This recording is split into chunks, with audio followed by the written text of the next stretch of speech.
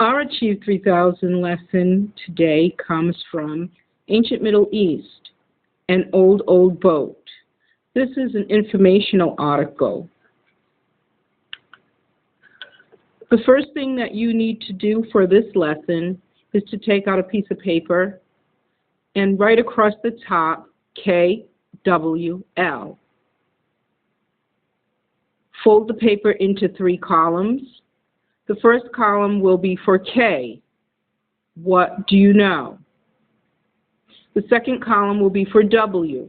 What do you want to know? The third column will be L for what did you learn? In the first column, you will list all the things that you know about ancient Middle East pyramids. In the second column, you will list all of the things that you would like to learn about pyramids. In the third column, after you've completed the lesson, you will list all of the things that you learned. Archaeological discoveries. When an archaeological discovery is made, experts don't always agree on the original intended purpose or use of the artifacts they discover. During an archaeological dig, the relics that are discovered sometimes are coated in thousands of years of dirt and debris and must be painstakingly removed from the ground. In most cases, the objects are broken and are not well preserved. Experts must piece together fragments of what they can observe about the object and incorporate what they may already know about the ancient culture that may have used the relic. Since much of this information is speculation and cannot be proven, experts must draw the most reasonable conclusions they can based on what they know. In this article, you will read about experts who do not agree about the intended use of ancient boats that were discovered in Egypt. What you need to think about as you read this article are the arguments presented by the experts and the evidence they cite to support their claim. Is the evidence they offer sufficient to support their claim? Is the reasoning valid? The Egyptian pyramids are ancient pyramid-shaped masonry structures located in Egypt. Today, there are between 118 and 138 Egyptian pyramids. Most were built as tombs for the country's pharaohs and their consorts during the Old and Middle Kingdom periods. Essentially, they are like a burial ground, or what we would consider a graveyard or place of rest. The vocabulary that you will encounter in this lesson includes the following words. Symbol. Symbols are something that serves to represent something else. In the first column, we have symbols of major world religions. In the second column, we have the symbol of the city of Phoenix, Arizona. It's the mythological bird, the phoenix. In the third column, we have symbols that we encounter every day. We encounter them if we take the bus, if we drive down the street or highway, if we enter a bank or hospital, office building, school. We are inundated with symbols. There are symbols everywhere. Symbols tell us to do something or not to do something, to avoid doing something, or even to be cautious. Our next vocabulary word is the word antiquity. In the first picture that we see the old Roman Colosseum. That's a picture from antiquity. In the second picture, we see hieroglyphics. Hieroglyphics can be found on the inside walls of pyramids. They are stories that tell about how people lived in antiquity. They are stories that tell what things people did, perhaps what medicines they took or how they took a medicine. Because in antiquity, they didn't have parchments, they didn't have papers and pencils. They wrote on clay tablets, which became hieroglyphs.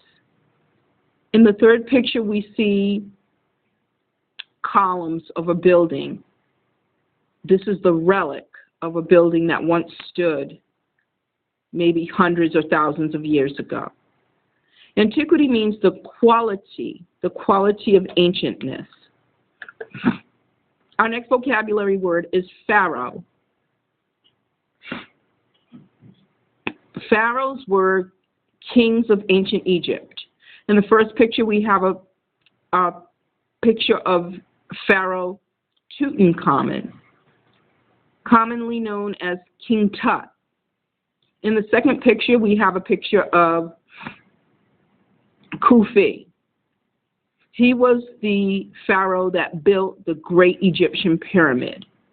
In the third picture, we have a picture of another unknown pharaoh, but he is on the cover of a movie, The Mummies, Secrets of the Pharaohs.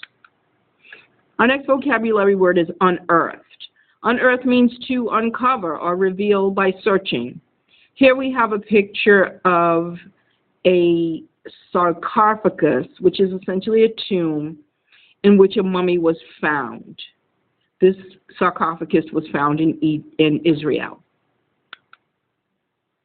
We also have in this lesson what is called cross-curriculum vocabulary.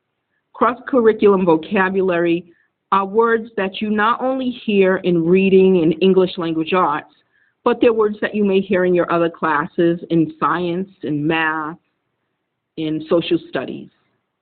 Our first word is argument. An argument is a discussion in which there is a disagreement along with presentation of various sides of an issue. Our next cross-curriculum vocabulary word is expert, one who is very knowledgeable about a particular thing. Our third cross-curriculum vocabulary word is debate, and debate is a discussion of two opposing viewpoints. And finally, we have the word evidence. Evidence is the basis for belief, that which constitutes proof of something. Before we read the article, we will take a before reading poll. Our before reading poll says that archaeological digs are extremely expensive and can cost millions of dollars. However, digging up relics from the past can reveal important details about an ancient civilization. So what do you think? We should always try to answer questions from the past? Would you agree or disagree? In your notes, explain whether you agree or disagree and why you voted that way. Our Day 1 learning target. Our learning target and success criteria for Day 1 is that we will be able to determine the central idea of the article, Ancient Middle East, and Old Vote. We will also be able to determine two supporting details that support the central idea. Our Day 1 success criteria is, I will know I've got it when I first highlight the central idea, and then I highlight two supporting details that support the central idea, and I also complete the lesson comprehension activity. After we complete our learning target and success criteria for Day 1, we can go on to class and bring the answers that we discovered. However, we should also try and include as much information that we can about what we've learned in our KWL chart. In the column for learning, please list the things that you've learned about the ancient Middle East and pyramids.